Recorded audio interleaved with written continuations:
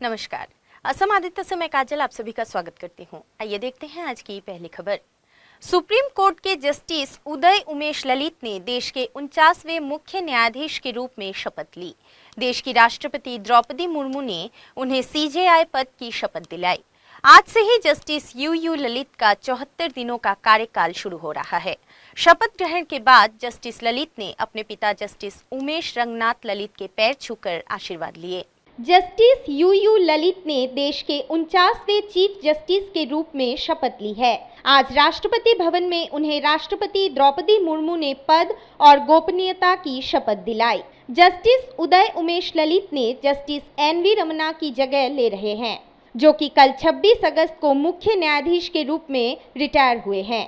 वहीं कल शुक्रवार को हुए जस्टिस एन.वी. रमन्ना के विदाई समारोह में बोलते हुए जस्टिस यू ललित ने कहा कि वो मुख्य न्यायाधीश के अपने 74 दिनों के कार्यकाल के दौरान 3 क्षेत्रों पर काम करने की इच्छा रखते हैं। उन्होंने कहा कि वे ये सुनिश्चित करने के लिए कड़ी मेहनत करेंगे कि सुप्रीम कोर्ट में कम से कम एक संविधान पीठ साल भर काम करे। साथ ही शीर्ष अदालत में सुनवाई के लिए मामलों को सूचीबद्ध करना और जरूरी मामलों को मेंशन करना उनकी प्राथमिकता में से एक रहेगा। Justice Uday Umesh Lalit criminal law के स्पेशलिस्ट माने जाते हैं। उन्हें 13 अगस्त 2014 को सीधे बार से सुप्रीम कोर्ट के न्यायाधीश के रूप में पदोन्नत किया गया था। इसके बाद उन्हें मई 2021 में राष्ट्रीय कानूनी सेवा प्राधिकरण के कार्यकारी अध्यक्ष के रूप में नियुक्त किया गया। वे सुप्रीम कोर्ट के आदेश के तहत सभी 2G मामलों में सीबीआई के पब्लिक प्रोसिक्यूटर के रूप में ट्रायल्स में हिस्सा ले चुके हैं। वे 2 कार्यकालों के लिए सुप्रीम कोर्ट की लीगल सर्विस कमेटी के सदस्य के रूप में भी अपनी सेवाएं दे चुके हैं। जस्टिस यू ललित को कानून और न्याय का ज्ञान उन्हें अपने परिवार की विरासत में मिला है। जस्टिस ललित के दादा रंगनाथ ललित एक जाने माने वकील रहे हैं। न्याय के क्षेत्र के इस सफर को उनके बेटे RU ललित ने एक कदम और आगे बढ़ाया और वो वकील से बॉम्बे हाई कोर्ट के जज नियुक्त हुए। जस्टिस यू ललित अपने परिवार में तीसरी पीढ़ी के वकील रहे, फिर सुप्रीम कोर्ट के जज बने और अब देश के मुख्य न्यायाधीश के पद तक पहुंचे हैं। News desk report, Assam Aditya. Dibrugarh शहर के ग्राहम बाजार और गाबड़ूपथार अंचल के लोगों द्वारा वर्षों से म्यूनिसिपल की जमीन में घर का टैक्स देने के बावजूद स्वाधीनता के 75 साल बीत जाने पर भी पट्टा आज तक नहीं मिला। इसको लेकर डिब्रूगढ़ नगर पालिका के अध्यक्ष शैकत पात्र की अध्यक्षता में दोनों पक्षों की अनुष्ठित सभा में डिब्रूगढ़ के विधायक प्रशांत फुकन ने टैक्स में कटौती करते हुए जमीन का पट्टा दिलाने का आश्वासन दिया है। डिब्रूगढ़ शहर के समीप नगर पालिका के अंतर्गत म्यूनिसिपल के जमीन में वर्षों से अपना घर बनाकर रह रहे लोगों का सपना पूरा होने की ओर अग्रसर है। ग्राहम बाजार और गाबड़ूपथार अंचल के लोगों द्वारा वर्षों से म्यूनिसिपल की जमीन में घर का टैक्स देने के बावजूद स्वाधीनता के 75 साल बीत जाने पर भी पट्टा आज तक नहीं मिला। इसको लेकर डिब्रूगढ़ नगर पालिका के अध्यक्ष शैकत पात्र की अध्यक्षता में दोनों पक्षों की अनुष्ठित सभा में डिब्रूगढ़ के विधायक प्रशांत फुकन ने टैक्स में कटौती करते हुए जमीन का पट्टा दिलाने का आश्वासन दिया है। वहीं नगर पालिका अध्यक्ष डॉक्टर शैकत पात्र ने सौहार्दपूर्ण सभा में वर्षों से म्यूनिसिपल टैक्स की आपसी समस्या सुलझने पर सभी को सहयोग करने का आह्वान किया है। विधायक प्रशांत फुकन द्वारा ग्राहम बाजार के 17 नंबर और 18 नंबर वार्ड के लोगों की जमीन पर पट्टा पर पहल करने से धन्यवाद ज्ञापन किया।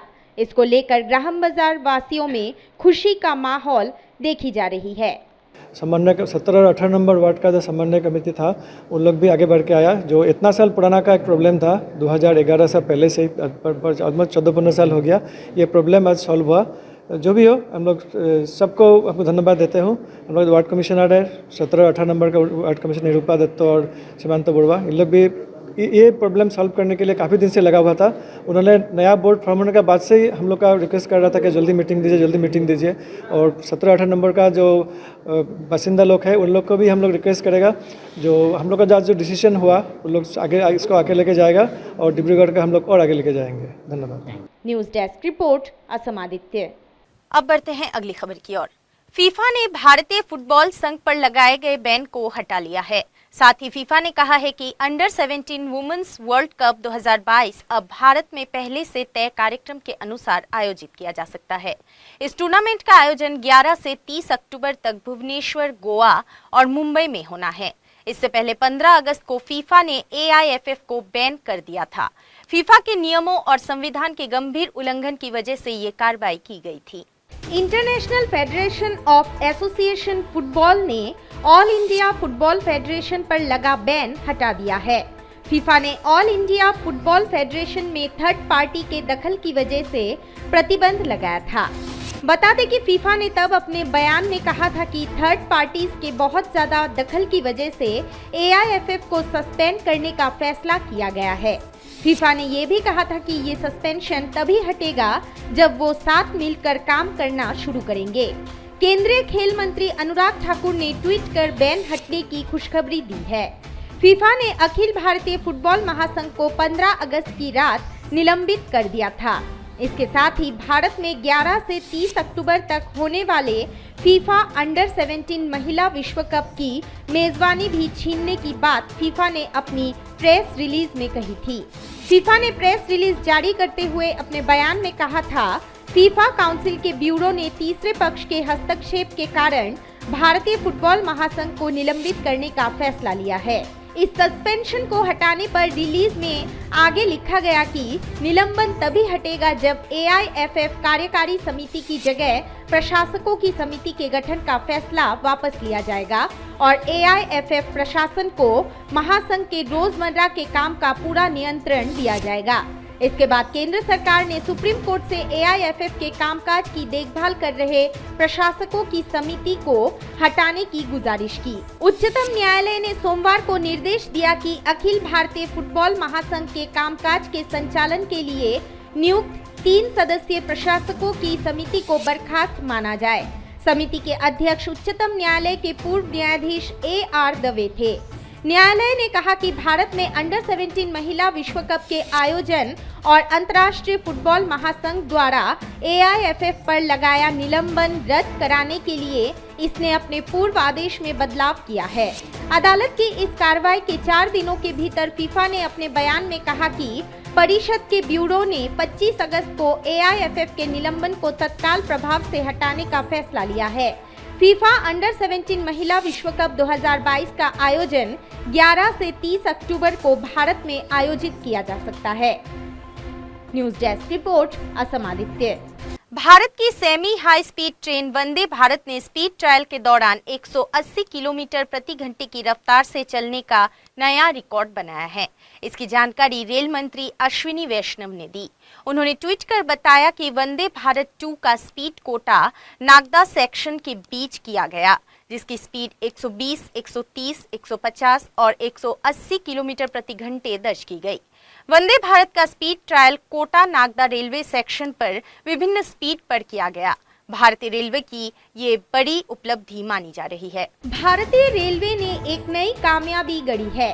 भारतीय रेलवे का भविष्य कही जाने वाली वंदे भारत ने एक ट्रायल रन के दौरान 180 किलोमीटर प्रति घंटे की गति सीमा को तोड़ दिया। ये रेलवे के लिए एक नई कामयाबी है। वीडियो शेयर करते हुए अश्विनी वैष्णव ने ट्विटर पर लिखा, आत्मनिर्भर भारत की रफ्तार।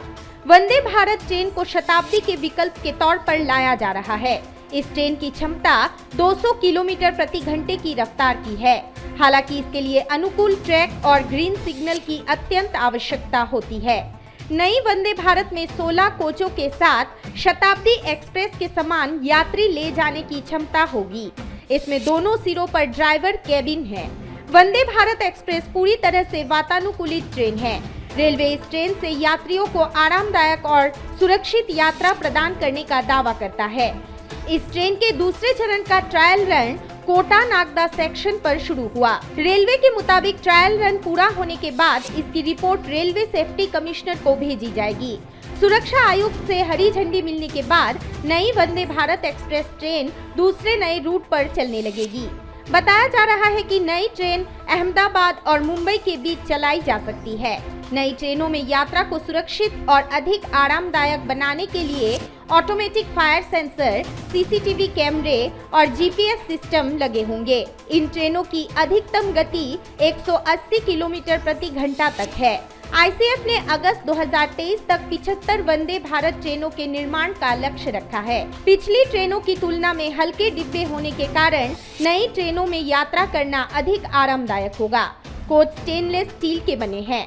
वजन कम होने के कारण यात्री तेज रफ्तार में भी ज्यादा सहज महसूस करेंगे। इसके अलावा इस नई ट्रेन में पायलट द्वारा संचालित ऑटोमेटिक गेट है। इसकी खिड़कियां चौड़ी है। सामान रखने के लिए भी जगह ज्यादा है। इस ट्रेन का ज्यादातर हिस्सा मेड इन इंडिया है। यात्रियों की सुरक्षा के लिए सभी नई ट्रेनों में कवच तकनीक लगाई जा रही है, ताकि एक ही ट्रैक पर दूसरे ट्रेन के आने की स्थिति में ऑटोमेटिक ब्रेक लगाया जा सके। आपको बता दें कि देश में अभी 2 रूटों पर वंदे भारत ट्रेनें चल रही हैं। News desk report, Assam Aditya. आज के लिए बस इतना ही। देखते रहिए असम आदित्य। नमस्कार।